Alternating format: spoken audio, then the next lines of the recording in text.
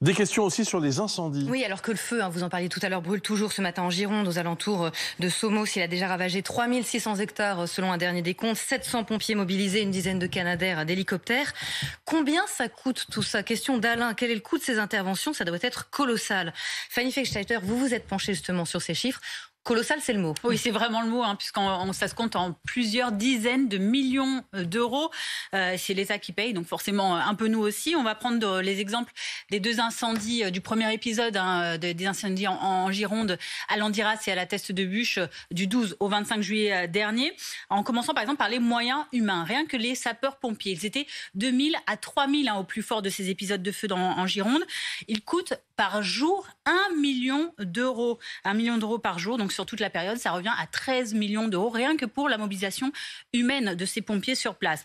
Les moyens matériels à présent, si on regarde les moyens aériens, eh bien, il faut savoir que l'utilisation d'un Canadair, pour une seule heure, ça coûte 16 000 euros, juste une heure. Si on compte les 5 Canadair et les 2 Dash qui ont été utilisés sur cette période, sur ces 2 incendies, plus le carburant utilisé, plus les salaires des pilotes, des copilotes, eh bien, la préfète de Gironde et la sécurité civile estiment ce coût total à environ 3 millions d'euros. Il y a aussi les fameux camions, tous ces véhicules qui s'approchent au plus près. Oui, les moyens terrestres, ils sont modernes pour la plupart, des camions équipés notamment de systèmes d'autoprotection pour ne pas brûler. Les plus gros peuvent coûter jusqu'à 400 000 euros le camion.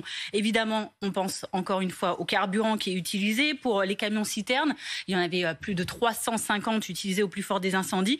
Eh bien, ça revient à peu près 67 000 euros de carburant dépensé chaque jour. Au total, donc sur ces 13 jours des incendies, on approche les 900 000 euros quasiment. Et c'est loin d'être fini. C'est bien loin d'être fini, puisque là, on a listé qu'une partie des coûts directement liés à l'intervention sur site. Il faudra encore ajouter plusieurs millions si on considère les produits retardants qui sont utilisés pour empêcher le développement des feux, les frais annexes de logement, de nourriture des sapeurs-pompiers, les frais d'évacuation et d'hébergement provisoire pour les habitants, pour les vacanciers qui étaient menacés par les feux, etc., etc. Et au bout du bout, eh bien, la lutte contre les incendies en France est estimée à plus de 2 milliards d'euros par an. On dépasse, donc là, on passe à une autre échelle, 2 milliards par an. Et ça pourrait évidemment être encore beaucoup plus les prochaines années, puisque le réchauffement climatique est bien pointé du doigt. Des chiffres mirobolants qui, on l'espère en tout cas, vont dissuader peut-être les imprudents qui jettent leurs mégots un peu partout ou font des barbecues quand il n'y a pas besoin. Effectivement, merci Fanny.